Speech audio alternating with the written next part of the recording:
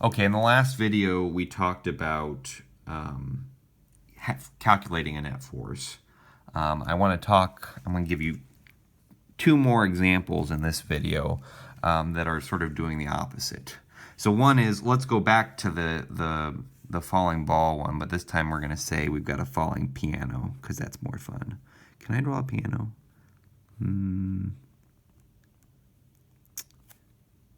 Yeah, there's my falling piano. Okay.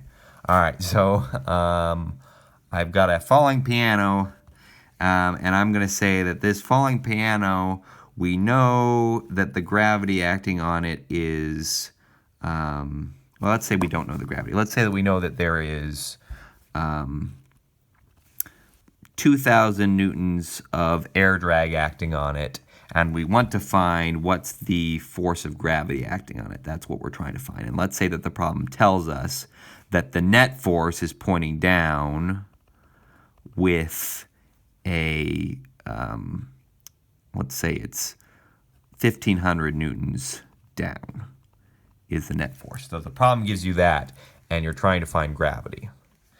Well, the way to go about this is just sort of backwards of what we did before. We know net force is who's winning and by how much. So in this case, our net force would be, we see that gravity's winning because down is winning. So it would be the force of gravity minus this 2,000 newtons up here that we have. So we've got 1,500 equals the force of gravity minus 2,000. And we could say, what does that mean the force of gravity is? Well, I got to add 2,000 to both sides. So I've got what? 3,500. So the force of gravity is 3,500 newtons. That would be the answer to that question. This may be enough for you to stop now and answer the Check for Understanding quiz, but I'm going to do one more just in case you need it. And this one, I'm going to imagine that we're pulling a wagon. So here's a guy pulling a wagon. It doesn't look like it, but we're going to say he's pushing, or he's pulling the wagon this way. So let's say that he's pulling the wagon with a force of, let's say, 60 newtons. And we'll say that we know that the ground is pushing the wagon up with a force of 20 newtons. And let's say we want to find what's the force of gravity. And we want to find what's the force of friction, pointing backwards. So those are the two things I want to find. And let's say that we're told that the net force is forward at, let's say, 40 newtons forward. So let's say that we know that. Okay, so what would we do? Well, remember what we did before was we had to treat this in both the x and the y direction.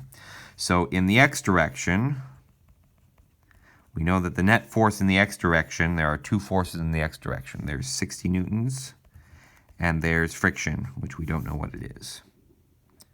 And in the y direction, we know we've got 2 newtons. We've got 20 newtons going up minus the force of gravity, which we don't know what it is.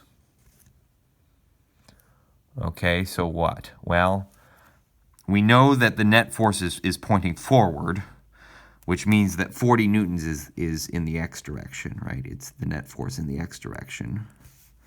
And it's not going up or down, which probably means that this net force in the y direction is 0. So I've got these two equations now, right? And we can see that what we need to do is we need to do a little bit of algebra.